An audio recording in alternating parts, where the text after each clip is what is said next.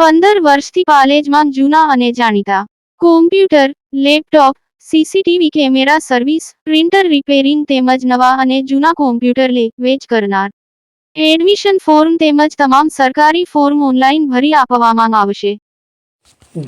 જાડેશ્વરની Narmada college પાસે શાકભાજી વાળાઓનો અડિંગો, traffic અડચણ અને અકસ્માતને આમંત્રણ, વિદ્યાર્થીઓ અને રાહદારીઓ પરેશાન.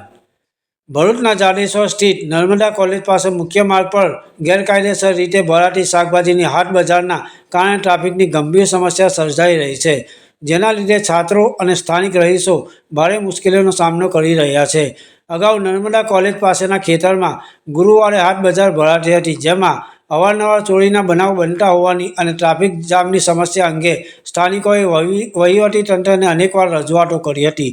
તાજેતરમાં વરસાદી માહોલને કારણે ખેતરમાં પાણી ભરાઈ જતા અને કાદવ કીચડ થતાં હાટ બજાર બંધ થઈ ગઈ હતી, પરંતુ આ બજારમાં આવતા વેપારીઓએ હવે કોલેજની બહાર મુખ્ય માર્ગ પર જ અડિંગો જમાવ્યો છે.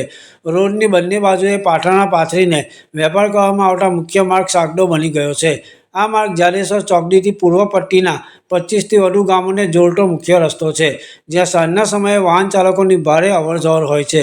કોલેજ છૂટવાના સમયે બહાર આવતા વિદ્યાર્થીઓને રોડ પરના આ દબાણોના કારણે જીવના જોખમે પસાર થવું પડે છે. પરિણામે ટ્રાફિક જામની સાથે અકસ્માતોની શક્યતા પણ વધી ગઈ છે. વારંવારની રજૂઆતો છતાં વહીવટી તંત્ર અને પોલીસ વિભાગ દ્વારા કોઈ નક્કર કાર્યવાહી કરવામાં ન આવતા સ્થાનિકોમાં રોષ જોવા મળી રહ્યો છે. લોકોની માંગ છે કે વહેલી તકે ગુરુવારે ભરાતી આ હાટ બજારને અન્ય સ્થળે ખસેડવામાં આવે અથવા બંધ કરવામાં આવે, જેથી મુખ્ય માર્ગ પર ટ્રાફિકની સમસ્યા હલ થાય અને અકસ્માતો ટાળી શકાય. પાલેજ ટાઈમ્સ, ભરૂચ.